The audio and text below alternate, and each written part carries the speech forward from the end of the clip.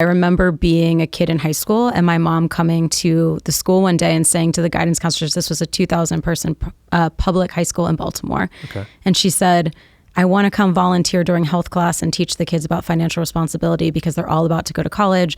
This was when checks were a thing. She's like, I don't think anyone knows how to write a check. They don't understand banking. They're going to get credit cards. They're going to have student debt. I want to teach them that, just because she knew it was important and it's not what she did for a living. She just wanted to help. And they said no.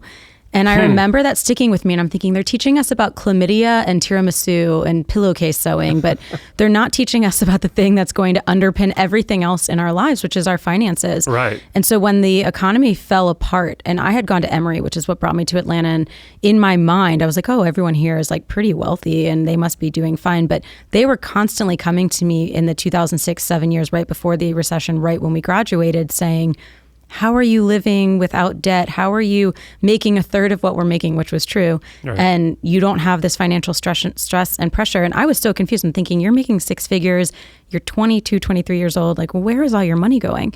And I realized at that time that the way that I was raised was unique, that my parents were super diligent and proactive about teaching us financial responsibility lessons, whereas apparently a lot of other people weren't getting that memo. So when I watched everything crumble, I thought, how do we intersect at a more malleable moment in people's lives when they're young and they're learning, right, as opposed to when you're trying to retrain a bad behavior later? So what about your parents? What was their background? What made them so financially, focused? One, we're Jewish. But actually, my mom is a lifetime entrepreneur and my dad is an executive in the financial services world. So it was this perfect little hybrid. Gotcha. And they, from the very beginning, had you with a checking account? And, we were doing Roth IRAs at 18. We were Right. doing family dinners talking about in middle school, what are you going to invest in the market? Here's money. You have to prove it to me why.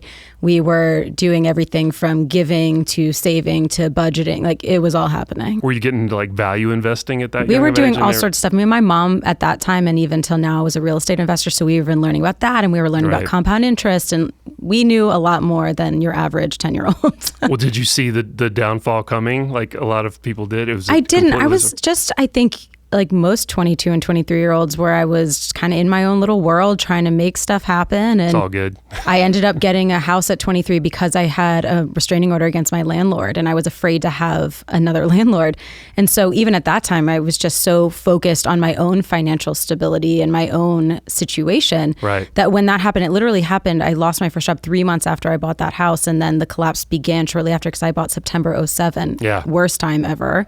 We bought in October. Yeah, couldn't have known. Yeah. You play the cards you're dealt the best you can. But, I didn't see it coming. And even now, there's been moments where I'm like, I feel like it's on the horizon, but it's gone longer in this positive upswing than I expected.